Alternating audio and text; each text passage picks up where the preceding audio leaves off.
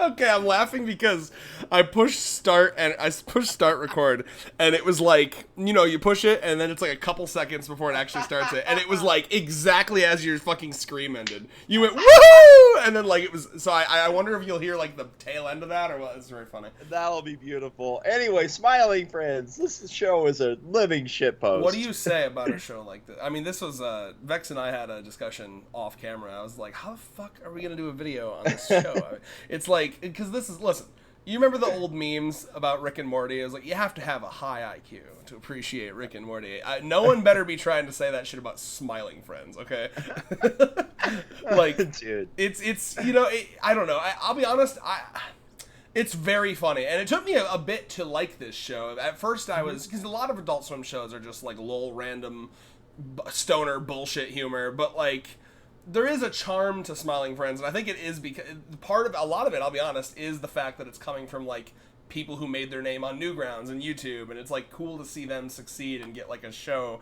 And it's very funny. I mean, it's like stupid funny, but it's not like Rick and Morty, as far, even though the memes are ridiculous, they do have like deep episodes, and there's something that you can kind of dig into. But with Smiling Friends, it is just kind of like a I think it's a mixture of like A, like how funny it is, the types of jokes it's willing to pull off, but B, I think if you're gonna dig into anything, it's like the artistic side of it. I love the mixed media shit they do. Yes. Like they're really willing to like break boundaries and molds, and I think that's comes from them coming from YouTube and Newgrounds. They're not like those industry minded people.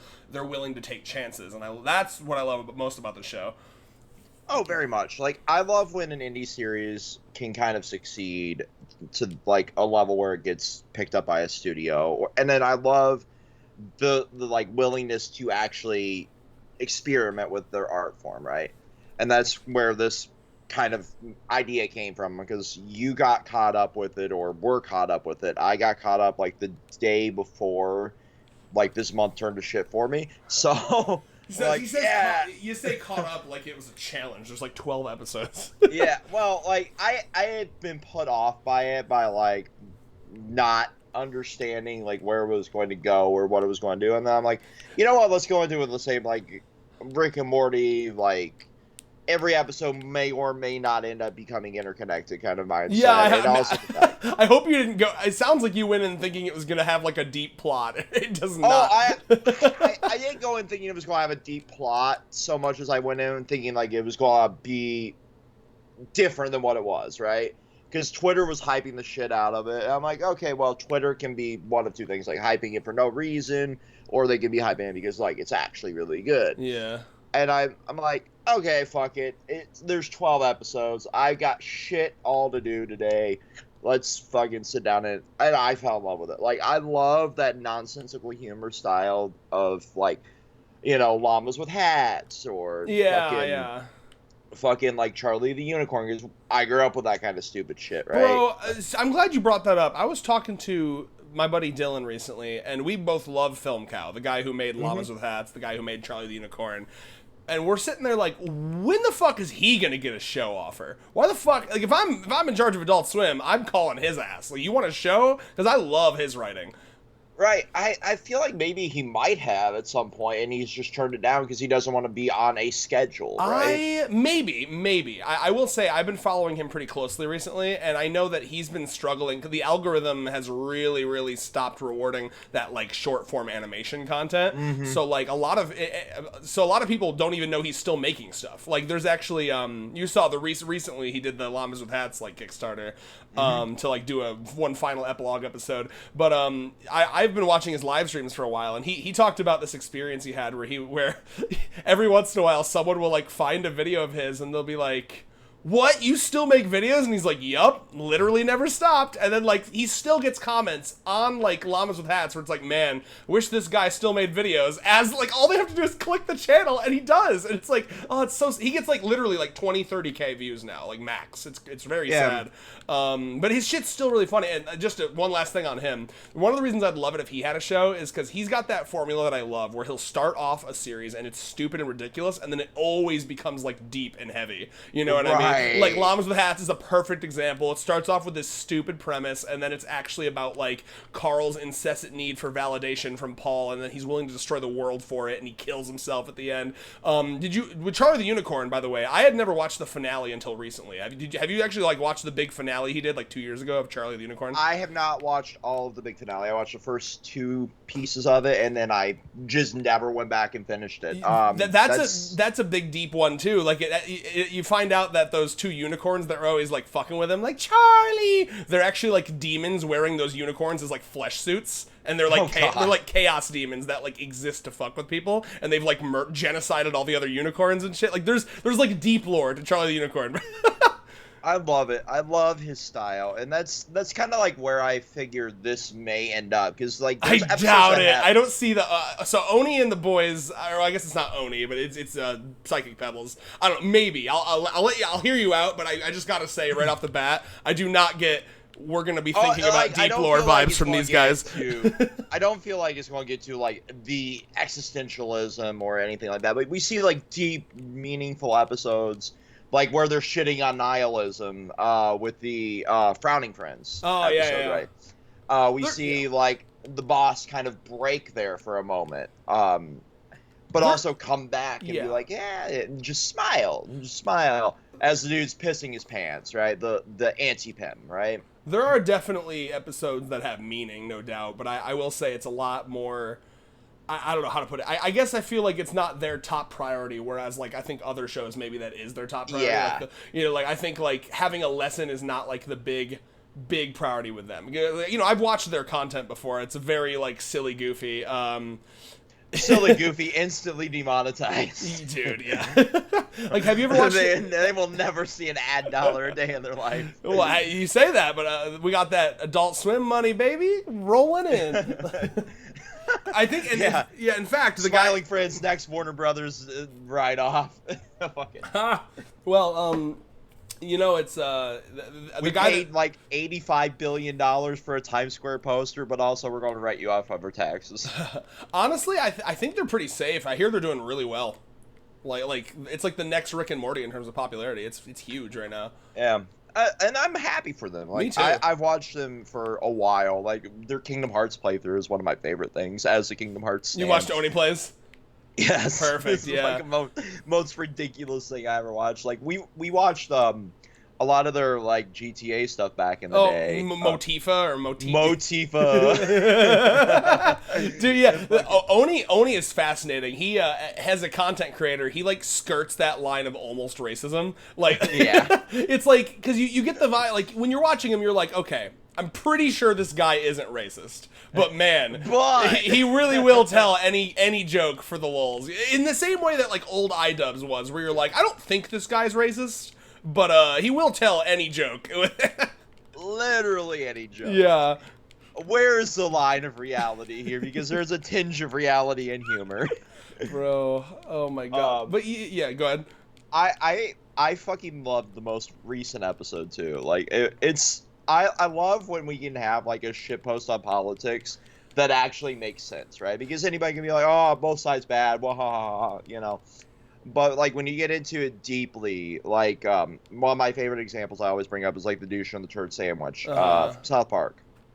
And you can actually tell, like, both sides are bad, but for differing reasons kind of thing. But here, like, we kind of tackled just a little bit of foreign relations and, like, the actual reality of, like, what the U.S. backing a country really does embolden people, right? And that's something that I've always found fascinating when people are willing to do that, because there's a reality in a watch list, right? And so I wonder, like, how far down the rabbit hole that would have ended up if they didn't, like, end it where they ended it there for the joke, right? Yeah. Because there's technically probably 3 famous musicians right now that are on, like, the FBI's watch list. Sinead O'Connor was, Frank Iero from My Chemical Romance, and probably Ethel Cain now. I wonder if that actually extends to like regular artists too, and I just haven't went down that rabbit hole. Yeah, I actually liked the Gwimbly episode a lot better than the president one. Oh, Yeah, really? yeah, absolutely. I'll be honest. I love the fucking CEO bit from that. That's so Yeah. real. Well, so to me, I guess like this is maybe where we'll differ. I do not consider. I don't know. I don't consider this show very deep. I'll be honest. And I didn't think that there was much messagery at all, because to me it felt like the like lowest form of political commentating, which is like they're all shitty, they're all stupid, and it's like we all know. You know, it's not. To be honest, the president one didn't feel like it was trying to say anything brave. That everyone, I mean, everyone in the country right now hates both of these fucking options. Oh, basically. absolutely. You know, honestly, yeah. I feel like yeah. So like I wasn't sitting there like, wow, how brave of them. What I liked a lot about the Gwimbly one was just that I've never seen a show capture that like PS1 style more perfectly. Because I mean, usually when they do mixed media, we're seeing like a shift in trend right now. Because like back during you ever watched Gravity Falls or no? Yes. So Gravity Falls did a mixed media thing where he brought like a Street Fighter character to life, and it was like a 2D sprite man, and he was 2D and he was walking around, you know.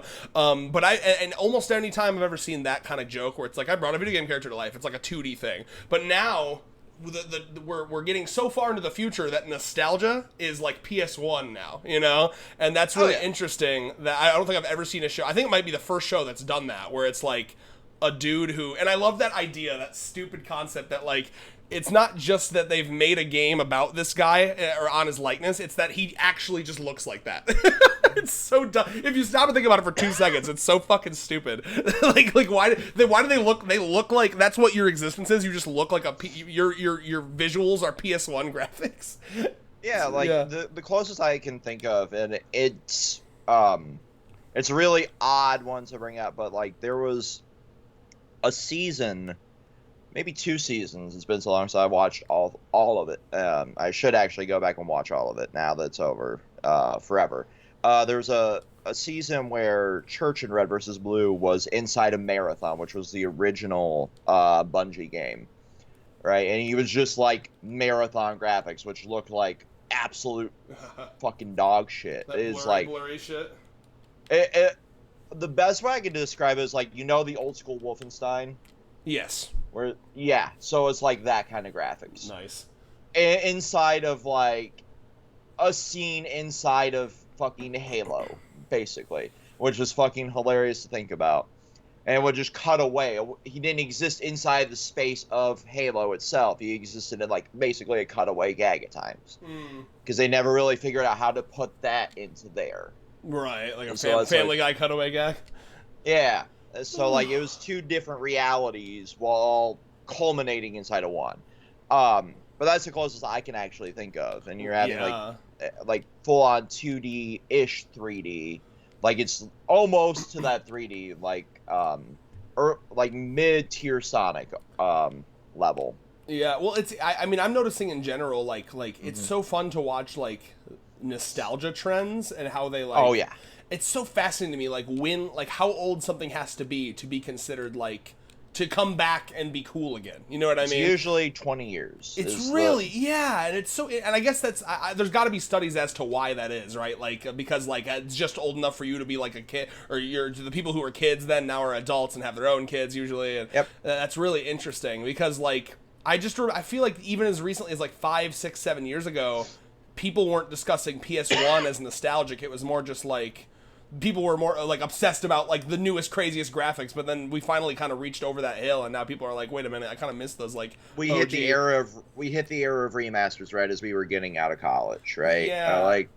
Like we had Crash Bandicoot get a remaster, we had Spyro get a remaster, and that kind of kicked off the PS1 renaissance again, I think. Yeah, I think you're totally right. Yeah. And then Final Fantasy VII had like its flowers again here with like remake and rebirth, and 5 more years we're gonna be getting remakes of like PS2 games.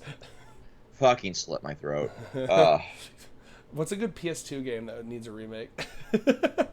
Can I be bold and say I want the PS2 Spyros to get a remake? Ooh, hell yeah! Like I know they're not as well looked upon, but I fucking love them. Okay. I have played very few Spyros. All I want in my entire life is an Ape Escape remake. Okay, just please, just give me all 3 Ape Escapes. We will get fucking Dino Crisis remakes before you get fucking Ape Escape. Man. I'm this close to fucking deep diving and just fucking figuring out how to download a ROM of it. I will send. You have an iPhone. I will send you the ROMs. I want to play it on my iPhone. Come on, bro. I will only play it on my iPhone if I can Bluetooth my controller to it. I'm not playing. You can. Okay. Like, you can literally get like a GameSir fucking controller, throw that bitch on there. I've been playing through fucking Final Fantasy Tactics on my iPhone, which is supposed to be my work phone, by the way. Nice. Yeah, my eyes are getting old and useless. I need a bigger screen than that. Final Fantasy Tactics needs a remake too. I'll fucking say it. Well, anyway, yeah, I'll be brave. Actually, you know what? That's a good segue to a good joke from the Gimli episode. Like, I'm gonna say it. This country has a fentanyl crisis. Like, the most obvious thing ever. Like, well, what's funny too. What makes it funnier is that it was like his little. I don't even remember, like his caterpillar sidekick or something is implying that like he died of a fentanyl overdose. He died too young, man. Died too young, man. He poured a fucking 40 ounce over the grave of a goddamn caterpillar. Yeah, no, so like, yeah, but it's interesting that the caterpillar, yeah, that's what it was. The president episode was fine, but I feel like the Gimli one was so good. That one was memed so much. I mean, you can tell how much something is like culturally relevant by how much it's memed, you know? And like, I still say ew all the fucking time. I love that. I love the boss is the best character, hands down. That's a very you opinion to have. I don't like the creepy weird ones like as much, I think, as you. You know, like I feel like because that's actually the humor that I'm not a huge fan of is like the shock value stuff. So like that first episode where he's like breastfeeding like a little like imp creature. And it's kind of funny, but like that's probably like my least favorite type of humor in Smiling Friends is that kind of humor. I much prefer like the weird, awkward conversational humor that they're really good at. You know, like again, I know it's you know what's interesting about that the Smiling Friends humor is that it's almost hard to quantify like what makes it funny. A lot of it's just like right? It's funny because it's awkward. It's funny because of how they said the thing. But like I keep thinking about like what I love, I'll give you a couple examples of what I love. In the Gimli one, when he's doing the fucking cameo, and it's like a really realistic. It's like I love the cameo he was doing. God, yes. And I just love that whole part where he's just like, well, I don't do my iconic victory dance for nothing. Okay, I guess just one time I could do it for nothing. Okay, I'll do it again. Because he wanted so badly for someone to want to give a shit. So it's just I love shit like that. It's the dialogue is top tier in this show. I love the dialogue. I love the end of the president, like near the end of the president episode, where it's like the boss is willing to just like fucking. No, but I will though. I will though. Yeah, you know what? I actually really liked the secret society worm meeting in that one. Yeah. Like, wait, we're insects, right? Are we? They're Googling, are they insects? Well, we'll vote for the other guy. Mr. Frog. Mr. Frog deserves better. I guess we should talk about some season 1 stuff too, right? Yeah, absolutely. So what's some of your favorites from season 1? So you recently watched through all of it? Like literally a week ago at this point. Very nice. I love the special because the that's so one? fucking real. No, not the hell one. The travel one, right? Oh, yeah, that's a funny episode because you get the vibe that there was like that was a very low budget because they're just standing there the whole fucking time. Oh yeah, I was like, oh, we need one more episode for the bill. Fuck it. It's very funny because they have the whole thing. It's so awkward that man, like imagine getting all the way there and like forgetting what did they forget again? I totally forgot to book the hotel. Oh, what a nightmare! Like it's very real. As somebody who's started traveling a lot, like the last seconding of shit, and just like trying to price chart, like oh fuck, where can I stay that's cheap? Where can I stay that isn't going to put me in financial crisis? That part where that fucking guy comes up and they're like, I thought he was going to hit me. Yeah. And the tourist trappy, Are you a tourist? Yeah. Are you a tourist? Yeah. What else? The hell one though. The hell one though was really good. Never as forget well. Gilbert Gottfried's final role. It's like third to last, technically. No, so I've heard. I'll have to check again. I've heard over and over and over again. That's the final thing. Maybe it's not the final thing that came out, but it's the final thing he recorded, is what I've heard. There's two other things that he might have recorded them, but they're coming out in different orders. There's a Transformers game that hasn't come out yet that he did lines for. And there's something else. I looked at his IMDb. I'm like, how the fuck is shit he made still coming out? Because he's been dead for a while now. There's a fun fact about that. I think it was in the commentary.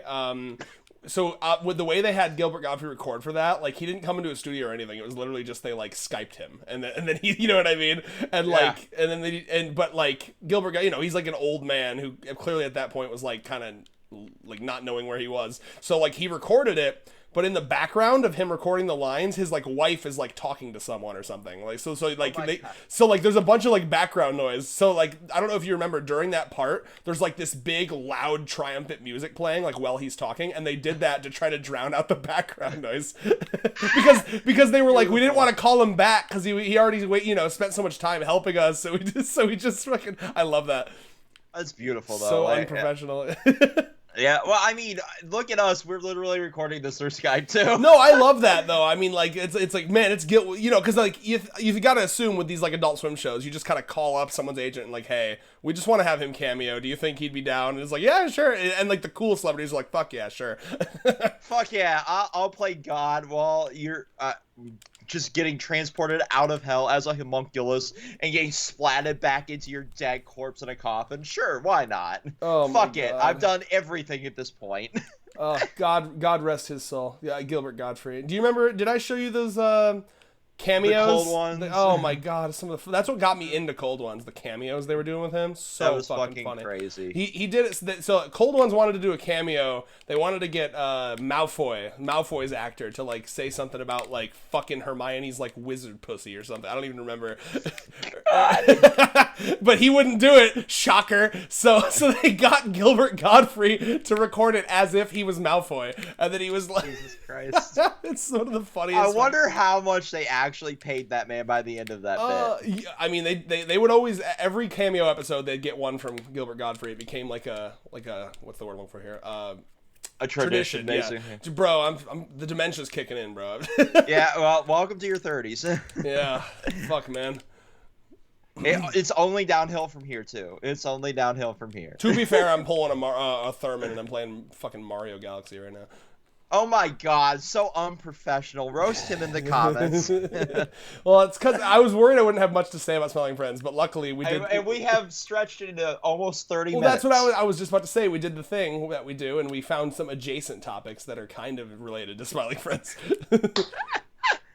So, you had recommended we do a Hell of a Boss as well, and I am very much down for that. Oh, yeah, dude. So yeah, for sure. We probably should have said this in the beginning of the video, but obviously, as you can tell, we're well, I guess we mentioned this in Chainsaw Man as well, but like we're doing Chainsaw Man every other week now to get like 2 chapters into one. So in the meantime, we're going to we love indie animation here, so we'll be reviewing every Digital Circus episode, every Hell of a Boss episode, every Has Been Hotel episode. Fuck yeah, dude, yeah. And we're getting some good shit coming up. Did you watch the trailer yet for the rest of the season for Hell of a Boss? I have not. Because I also haven't watched the last 2 episodes, so I don't want to. Well, you better catch up soon, brother. Yeah, well, it's on my agenda for the weekend. Yeah. Well, so catch up. Honestly, one of the last ones is really good. It's like a Fizzarelli-centric episode, and it's really good. God, yes. Yeah. It's one of the... Because there was a kind of a spell there where there was some kind of shitty ones, I'm going to be fully honest. Yeah. But that's okay, because then they come back with some good ones, you know what I mean? It's kind of like Doctor Who in that sense. Which also had Twitter turn into a shit show. Oh, wow. Well, really? Did something happen with new Doctor Who on Twitter? Well, shocker, there's a gay black man playing the Doctor. Oh, so. Yeah, for sure. Well, see, I'm getting to the point in age where I just don't have the patience for toxicity, so when someone says some shit on Twitter that's like horrible, I just block them and move on. So my Twitter is very wholesome. my Twitter was all music related, and then I took a week off of social media for reasons, and now it is a cesspool again. So I Nice. gotta mediate. You got to get on that blocking. Yeah, I gotta mediate Twitter again, which is fucking. You know, if racist, transphobic troll didn't buy that app, it would be so much better. Yeah, it used to But be what's the word I'm looking for here? It used to be mediated pretty moderated. well, right? Yeah. I feel like I used to get banned a lot more for saying out of pocket shit, but at least you know, The leftist agenda.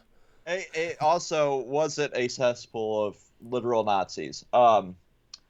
But there's one other, like, the intro episode was such a unique hook for me, right? Of Smiling Friends? Yeah, because like I went into it with that unrealistic but also like realistic expectation of like this is only place adjacent, but it's such a fucking cool concept to have a smiling job, right? Like making people as smile. in the job, yeah, like it's like a charity work thing where we go and Right. help depressed people. Yeah. Well, it's a good hook. It's a good hook, right? I mean, because it's a good, like, every episode we can get into hijinks because we can be like, okay, well, this guy needs help. And, you know, it's a perfect, like... Right. Yeah. It's very Scooby-Doo-esque in that sense, right? Yeah. But, like, it feeds right into their style of humor so well. Because, you know, you can make somebody smile by just about anything, right? It just depends on their sense of humor. Right, and then it also provides a good, like, end point for an episode where it's like when they smile, boom, you know, like that one with where they accidentally bring like a fucking bomb in the box to that princess. Yes. He's my stalker. Oh my god. That was I believe it was a parody of like Bjork's Stalker, which is a musician. But yeah, most of the audience isn't old enough to realize what the hell that was. I mean, it which could is just fine. be it could just be a stalker. Like, not everything Yeah, has to be a reference. Yeah. Well, it was kind of parodying like exactly what she went through, to the point where like they literally tried to bomb her. I don't even know what you're talking about. Yeah, it was something that happened in the late 90s, and I learned about it when I was studying music, actually. And I'm like, Jesus Christ, this is actually insane that there's that level. But then again, like, the John Lennon shooting is also a thing that happened. So, celebrity obsession will go to any lengths, you know. But anyway, like, that was one of my favorites, though, because I love that high fantasy style. And their artistic interpretation of it was just hilarious. Like, they had the fucking Hobbit there, with Mip. Well, yeah, I like that Charlie like was the one who didn't want to be involved in this at all, and then he started like he leveling up and getting stronger. Yeah, literally, like he got obsessed with the dopamine hit of leveling up, which is really fucking cool and real. Like that, like I feel that whenever I play like an RPG, like every level up and every fucking quest I complete is just like an instant dopamine hit. Like I did something, right?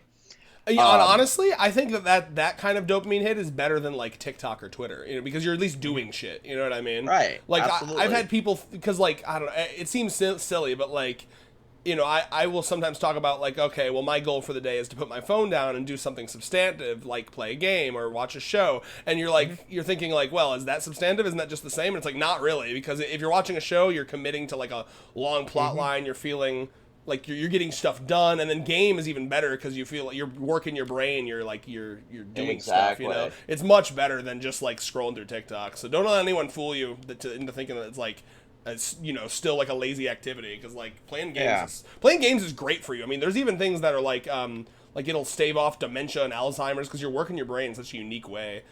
Exactly. Like right now, I'm going to be starting playing through Fallout 4 again because there was an update for next gen. I saw that. Allie got Fallout 4 like a year ago, and she still plays every once in a while. And she got on recently, and there was a fucking update. And we're like, why? From the show?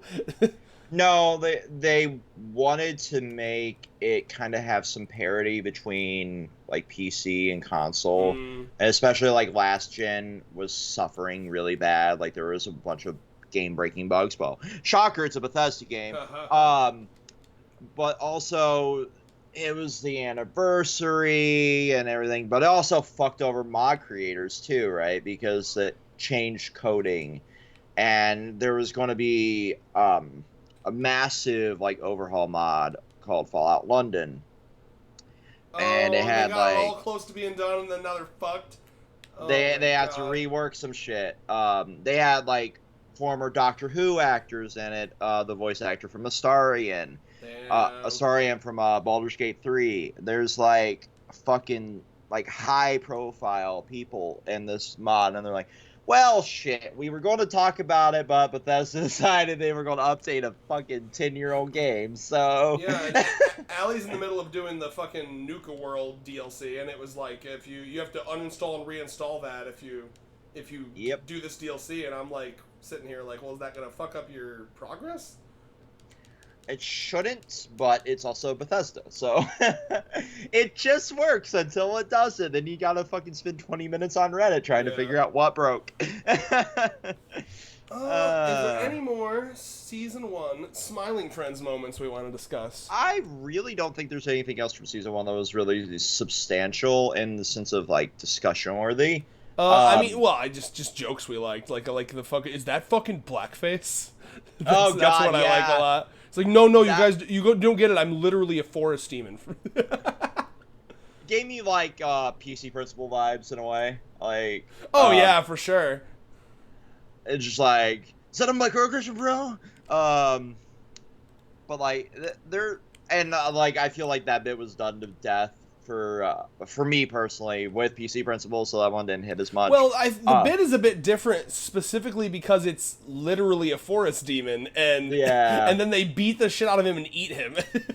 Yeah, fair. That's what I mean, and of course that also had the really good mixed media of like the claymation, and you know what I mean. Yeah, Yeah. like the claymation was really well done. I think what I want to see more is more mixed media though. Oh yeah, Like- they said so. I don't know if you've been watching any of the interviews for like season 2. They one of the things they said was way more of that. And did you see the trailer for it or no?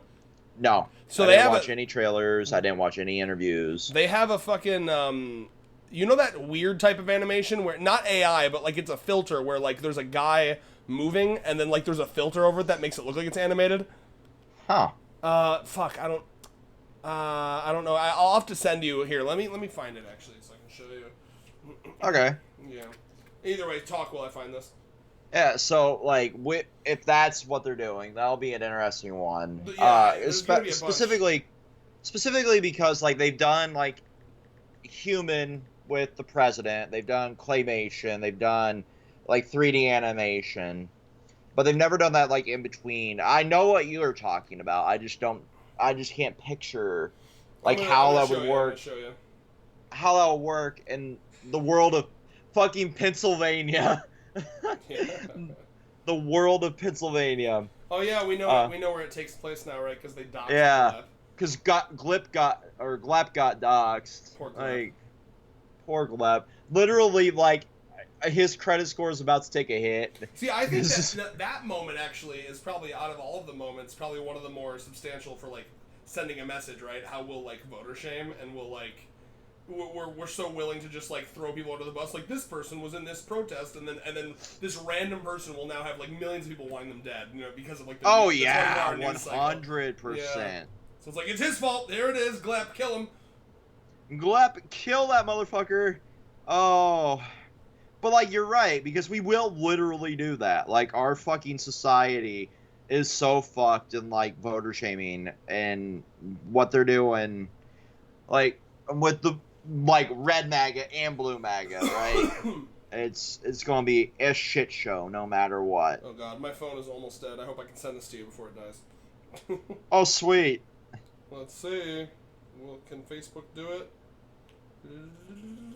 Okay, there's that. There's that. Okay, save video. Alright, here it comes on Facebook, if I can get it before it dies. Okay. I'm watching my Facebook notifications. Come on, baby, come on, baby, come on, baby. It's 3 seconds long. Shouldn't take too long. There you go, watch it. Boom. Okay, cool. And... See, isn't that weird?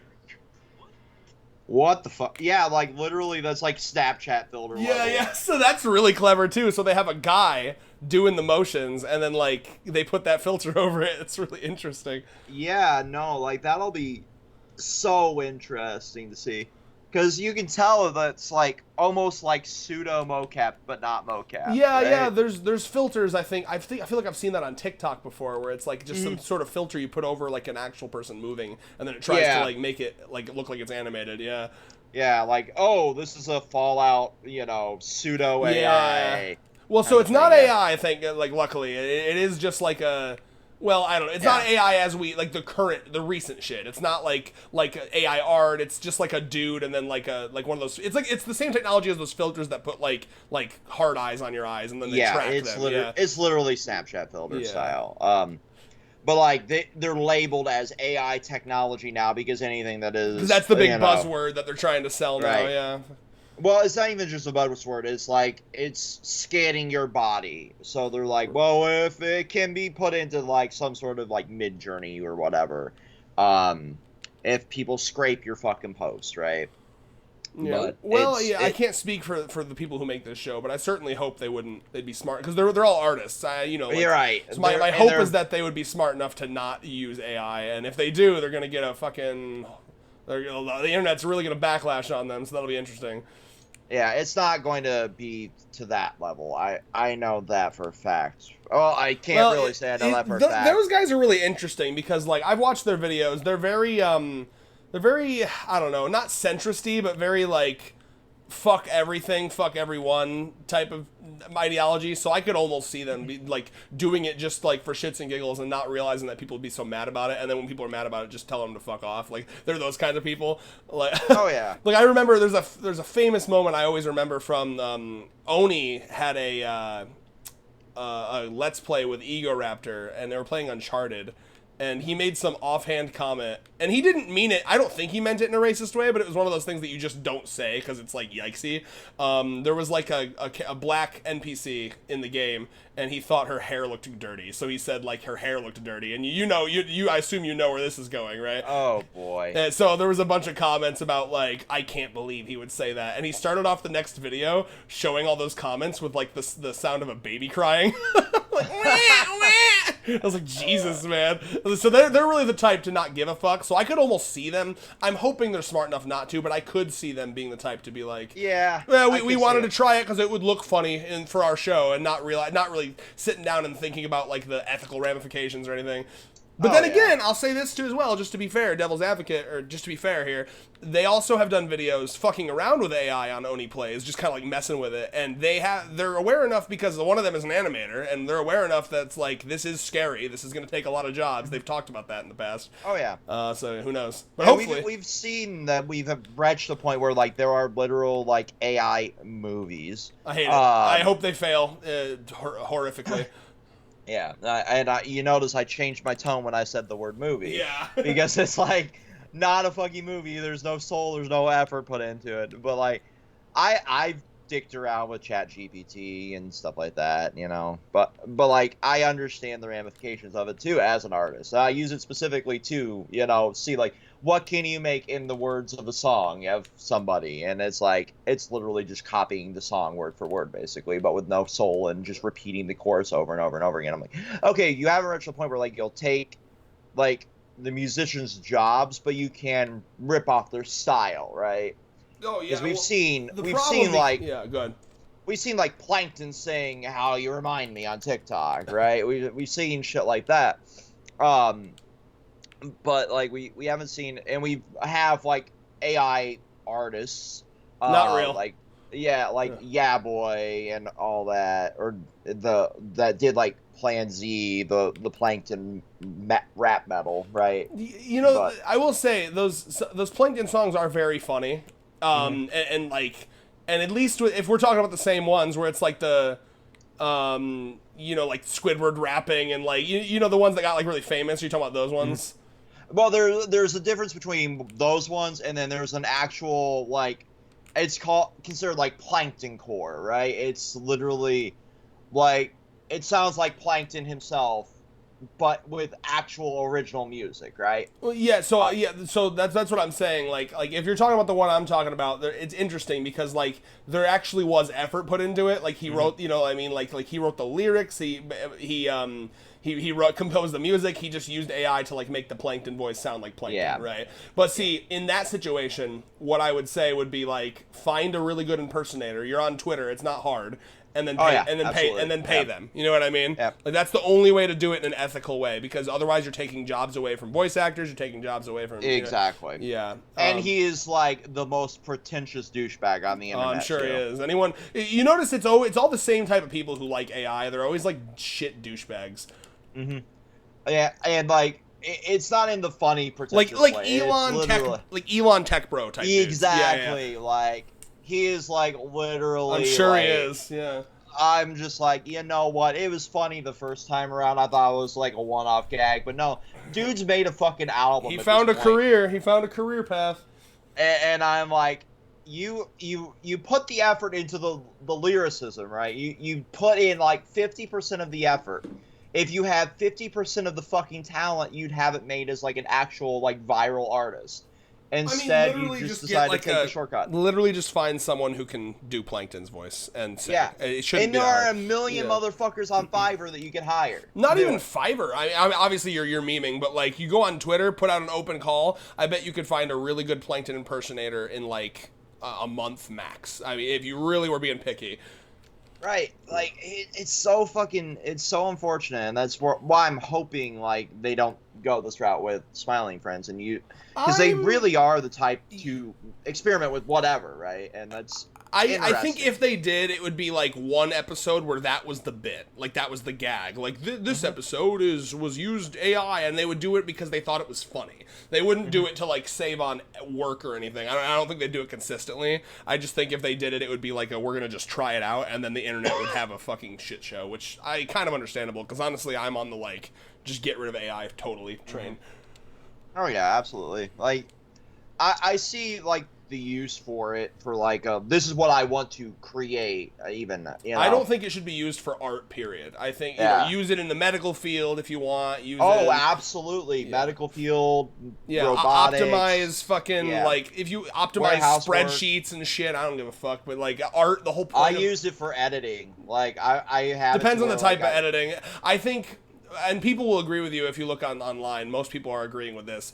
AI can be used to eliminate tedious tasks, right? Yes. So, like, if it's something that, like, I'm going through and I'm cutting out all the dead zones in the audio, that is the kind of script I have. And like, this would normally take me like maybe fucking 3 hours to do, and then it does it instantly. That's fine. But like, with the second you're using it to replace what should be the human element in a piece of art, I have a major problem with it. Yeah. I have a script for that, and I have a script for like my music to auto caption, right?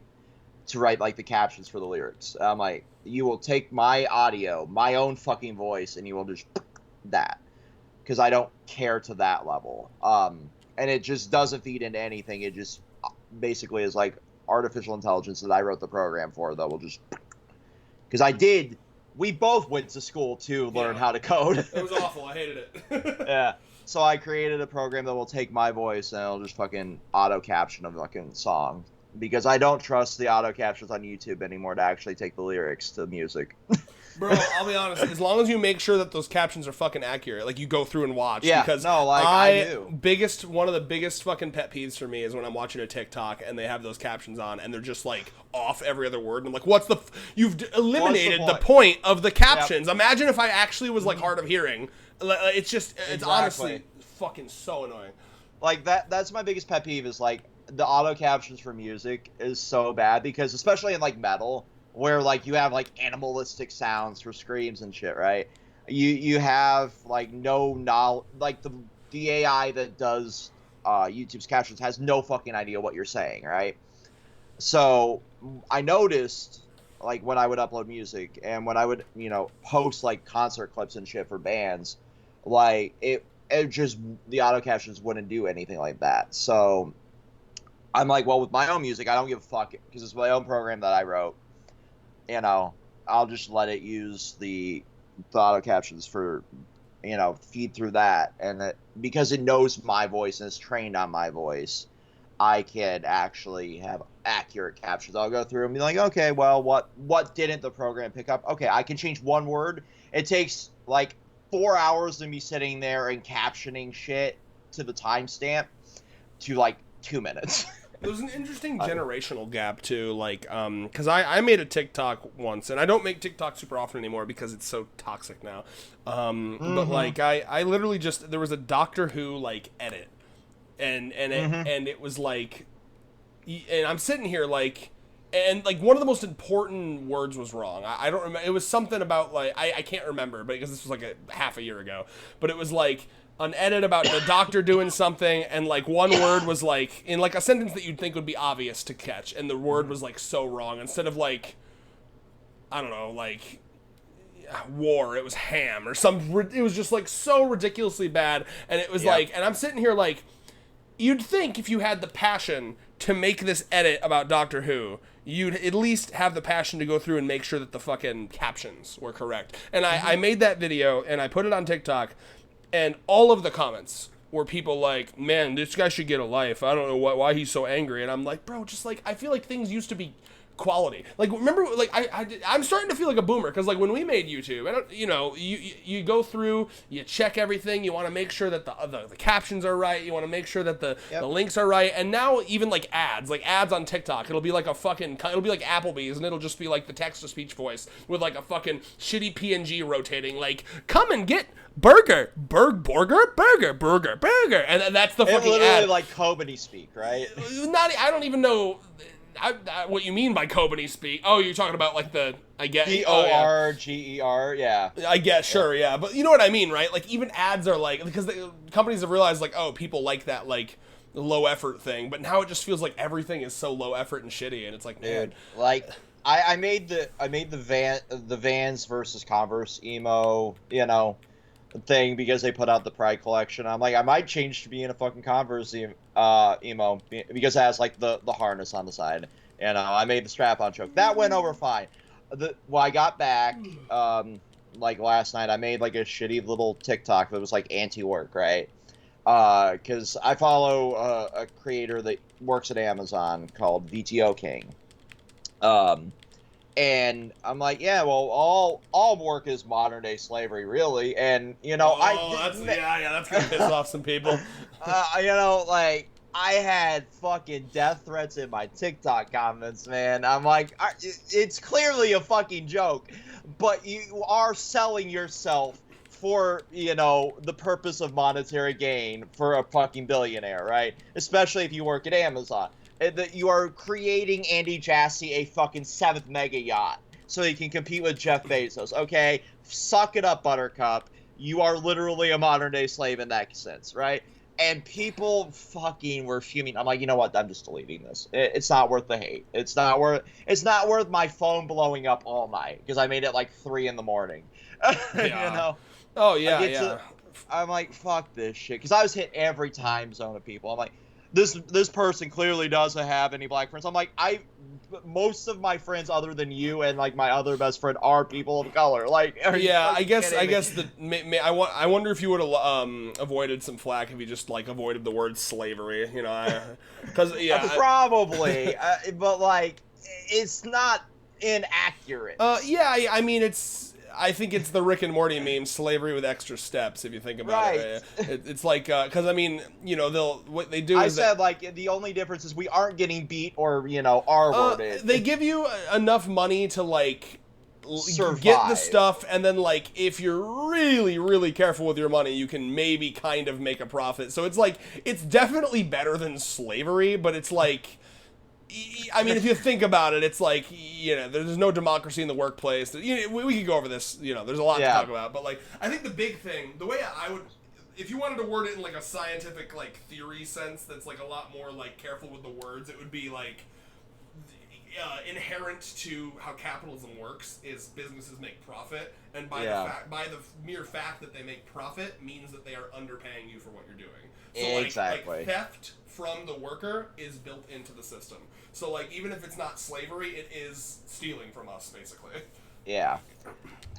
But it was meant to be like a one-off. Yeah, you're post. just exactly. Yeah, no, I actually recently saw a TikTok from a person that I follow that does like cosplay content, and they were making a joke about oh, this character is gay or trans or whatever. Like they literally just as like a bit, like not real. They were, it was like the egg joke basically. Like, oh, I'm sensing trans vibes from this character, and half the comments were like, no, they're fucking not. And it's like, bro, why can't we just fucking just joke, bro? A lot of it too, it feels like a death of media literacy thing, which I'll never shut up about because it's so true. Like people have a very hard time understanding sarcasm, and I think that has to do with like how just entrenched with irony so many people are like, I don't know, it just feels Irony like we don't know poisoning. how to be serious or like yeah. Anyway, Yeah, and I feel like that could be a topic that gets covered with Smiling Friends as well. Like, I because would love an irony poisoning centric episode. we've tackled nihilism relatively early on, which is like a key form in fucking Rick and Morty, which I feel like might have been a jab at the Rick and Morty fandom too. Because like there is definitely a crossover between the two. Because I've seen people with Rick profile pictures loving this the show. And I'm like, it's not going to go down that route for you, buddy. I think as Rick and Morty has gone on, it's been better at showing like not presenting Rick as like the one that you should want to be, right? I feel like because Rick is like always fucking miserable, you know what I mean? So I feel like the show, if you're intelligent, it should be pretty obvious that it's like telling you to not be nihilist, you know? Yeah.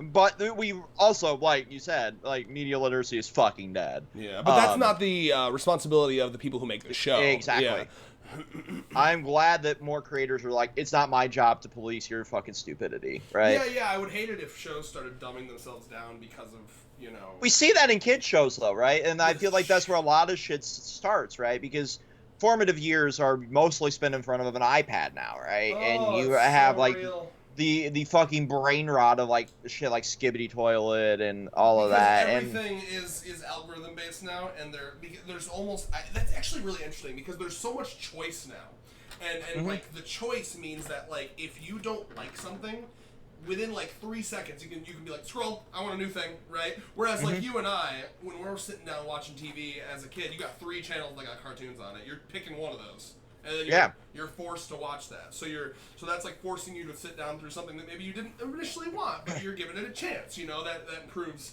attention span, your ability to like try new things. I recently saw a study, and this is fascinating, that parents that like took away like iPads and TikTok and stuff, and instead showed their kids like shows from the 90s, like Big Comfy Couch or like Blue's Clues or like that one with the bear that I can't remember the name of. You know what I'm talking about? Bear in the Big Blue House. Yes. And it was like like they literally did studies where it was like if they showed their kids that, they would have temper tantrums less often, and they would be a lot more. What was it? It was like when they took the screens away, they didn't like have a total meltdown, and I think that's because these things that we're giving to children are designed to be like addictive. It's literally like taking away, like you've addicted them to meth, and now you're taking it away essentially. Yep. It's like digital meth. Yeah, I mean it's very real because like our generation, and this is us being the boomers for like 10 minutes. Yeah. Our generation had to choose like Cartoon Network, Nickelodeon, or Disney, right? And we were kind of forced into those demographics of like we were a Disney kid, or we were a Cartoon Network kid, or we were a fucking Nickelodeon kid, and like all of them are objectively bad in their own right in terms of like how the like executives treated their creators, right? But at the same time, we had like more substantial shows with actual plot and meaning and lessons instead of like lol random humor to get ad revenue, right? And even as like content creators ourselves in like the loosest sense of the word, like we understand that we're not knob slobbing to the. I will never knob slob to the algorithm. I'm not gonna be like, we need to make our videos 30 seconds and put clips and do wacky editing. Like and more than just random humor. You were saying random humor. I've looked at some of these because Gooseworks, the person who made Digital Circus, it got so popular that a lot of those content farm channels started like slopping shit out about Digital Circus. So I went and watched some of the stuff that she was talking about. Like oh man, like my fucking creations are getting content slopped, and it's like they talk to these kids like they're fucking idiots. They're jingling the keys constantly. Like, today we're gonna, we're gonna do this color. Air horn. And it's just like, oh my god, like no wonder all of these kids. I mean, and then you've heard like teachers talking about how like it's impossible to teach kids these days because they have no attention span. We've allowed the entertainment industry to like destroy a whole generation of children. Yeah, and it is literally by design, because the lower the attention span, the lower the effort these executives have to allow their fucking the fucking artists to put into it, right? Well, every scroll on TikTok is more ad revenue. You know, and that's why like I know I've shown you that video of Bo Burnham before, but like he has that video where he's talking about like we used to colonize land. That was the thing where like rich greedy assholes could like compete over like colonizing land. We colonized the whole earth. There's no more land. So now the next thing to colonize is human attention span, clicks. Yep. Ad revenue, video watch time. They're coming for every free second of your life. That every second you're doing something could be a second that you're watching a video on your phone. And yeah, yep. But anyway, all this to say, Smiling Friends is great because it just feels like a show that's just another one of those shows that just artists, people that enjoy making cool shit, having fun. Yeah, and like, how did we stretch this into an hour and 1 minute? Because we can talk about anything. If we're in the correct mood, you and I can just bullshit about anything. That's why. Literally. That's why we're two white men that have a podcast, baby. High five.